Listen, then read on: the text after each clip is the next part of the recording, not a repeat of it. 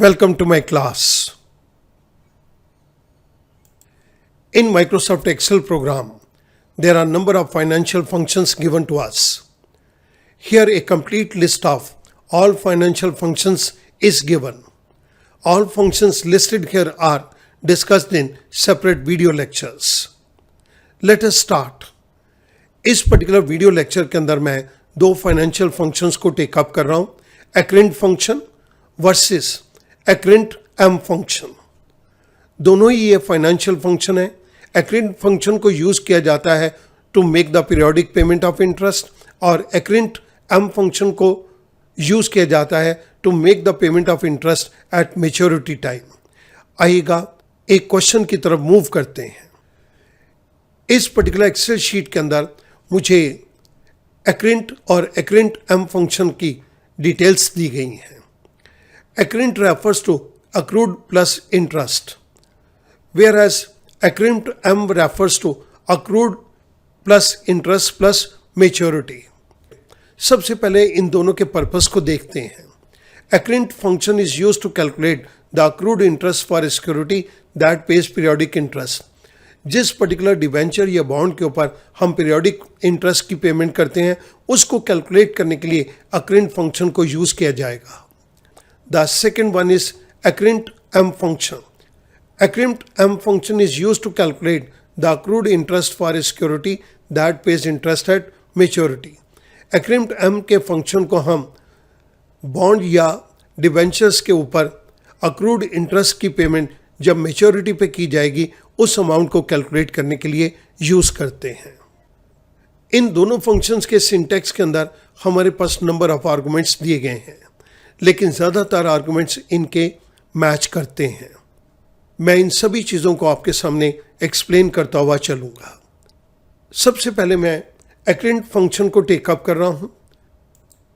इसके लिए मैं फुल स्क्रीन मोड के ऊपर आ गया because we need to have more space. यहाँ पर मैं कुछ डेट्स के लिए सीरियल नंबर को टेकअप कर रहा हूँ। सीरियल नंबर को लेने के लिए मैंने यहाँ पर वैल्यू के फंक्शन को टेकअप कर लिया। The only argument is text. Text के अंदर मैंने ये सेल वैल्यू A16 पास कर दी, parenthesis close, I press enter. मेरे पास यहाँ पर 15 मार्च 2023 आ गया। मैं यहाँ पर भी कुछ वैल्यूज को यहाँ पर टेकअप कर रहा हूँ। मैंने वैल्यू फंक्शन को नीचे ड्रैग डाउन कर दिया तो मेरे पास 3 डिफरेंट डेट्स यहाँ पर आ गई।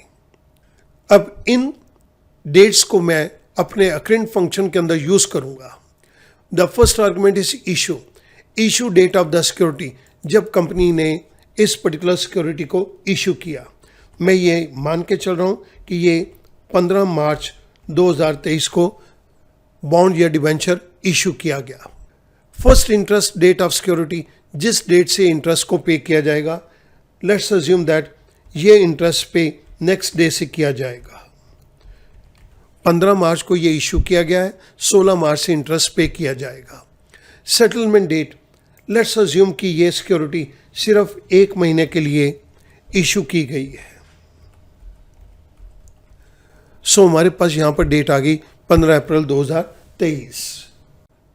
Annual interest rate let's assume to be 12%।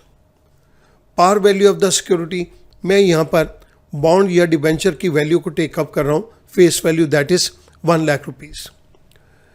Number of interest payment of this security per year, इसको जानने के लिए हमारे पास फ्रीक्वेंसी होनी चाहिए। साल में हम 1 बारी पे करेंगे, 2 बारी पे करेंगे या 4 बारी इंटरेस्ट पे करेंगे। फ्रीक्वेंसी के अंदर हमें 3 ऑप्शन दी गई हैं। First annual, second semi annual and the third one is quarterly. अगर हमने एनुअल चूज करना है तो हम 1 लिख दें, सेमी एनुअल चूज करना है तो 2, अदरवाइज क्वार्टरली के लिए हम 4 लिखेंगे।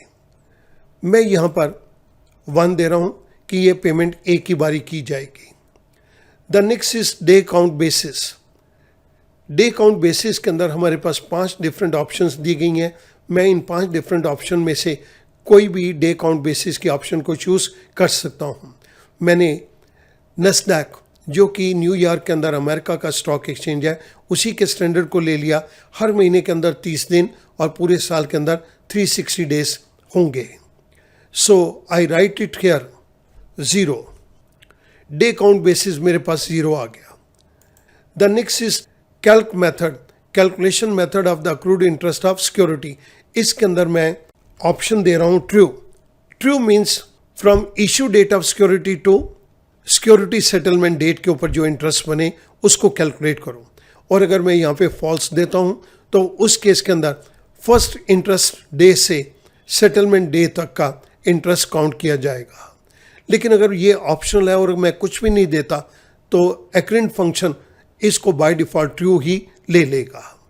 मैं इस जगह के ऊपर एक्रेंट के फंक्शन को इम्प्लीमेंट कर रहा हूँ। Accrint, this is the issue date. First argument is issue, तो मैंने E6 के ऊपर क्लिक कर दिया। Second argument is first interest, मैंने E7 पे क्लिक कर दिया। The third argument is settlement, तो मैंने E8 पे क्लिक कर दिया। Fourth argument is rate, this is 12% given in cell number E9। The next is this is the face value of the bond और debentures, तो मैंने E10 के ऊपर क्लिक कर दिया। द नेक्स्ट इज फ्रीक्वेंसी, इसकी पेमेंट साल में एक बारी होगी, 2 बारी होगी, या इंटरेस्ट की पेमेंट साल में 4 बारी होगी। मैं कहता हूं कि इसकी पेमेंट साल के अंदर एक ही बारी होगी, E11। इसके बाद हमारे पास नेक्स्ट ऑप्शनल आर्गुमेंट है day count basis. Day count basis के अंदर हमारे पास 5 डिफरेंट ऑप्शंस दी गई हैं। मैं फर्स्ट ऑप्शन 0 को सिलेक्ट कर रहा हूं, जिस केस के अंदर हर महीने के अंदर 30 दिन और पूरे साल के अंदर 360 दिन माने जाएंगे। The next is calc method, ये ऑप्शनल है और मैं कुछ भी नहीं देता तो एक्रेंट फंक्शन इसको बाय डिफ़ॉल्ट ट्रू ही ले लेगा। मैंने पेरेंथेसिस क्लोज कर दिया, आई प्रेस एंटर।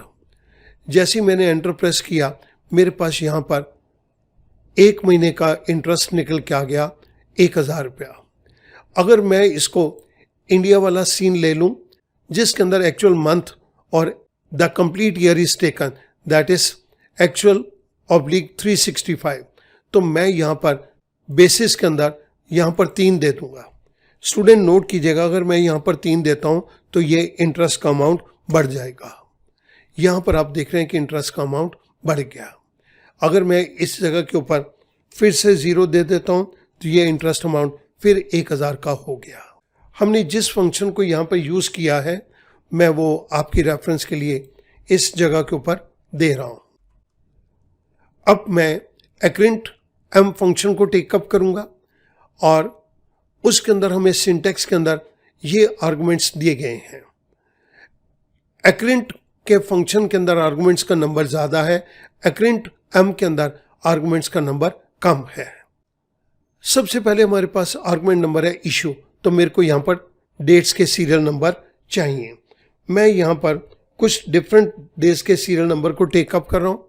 45,017, यहाँ पर मैं वैल्यू के फंक्शन को टेकअप करके इसको डेट के अंदर कन्वर्ट कर रहा हूँ। The only argument is tax, तो मैंने टैक्स के अंदर G17 को पास कर दिया। Parenthesis close, I press enter. मेरे पास यहाँ पर एक डेट आ गई 1 अप्रैल 2023। मैं एक और डेट को टेकअप कर रहा हूँ और अब मैं वैल्यू फंक्शन को ड्रैग कर रहा हूँ। मेरे पास 2 डेट्स आ गई, इनके बीच का डिफरेंस 13 मंथ्स का है। सो इस जगह के ऊपर मैं इशू डेट के अंदर फर्स्ट डेट दे रहा हूँ 1 अप्रैल 2023। 1 अप्रैल 2023। Second argument is settlement. It means कि हमारे पास यहाँ पर कोई भी वैल्यू नहीं आएगी, फर्स्ट इंटरेस्ट वाला कोई आर्गुमेंट नहीं है। मैं इसको फिलहाल ब्लैंक छोड़ रहा हूँ और इसके नीचे में आ रहा हूँ। The next is settlement date. Settlement date के अंदर मैं यहाँ पर 1 मई 2024 दे रहा हूँ।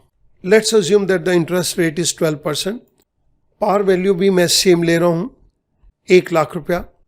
फ्रीक्वेंसी के केस के अंदर हमारे पास यहाँ पर कोई आर्गुमेंट नहीं है, बस यहाँ पर कोई वैल्यू नहीं आएगी क्योंकि हमने इसकी पेमेंट तो मेच्योरिटी के टाइम पर ही करनी है।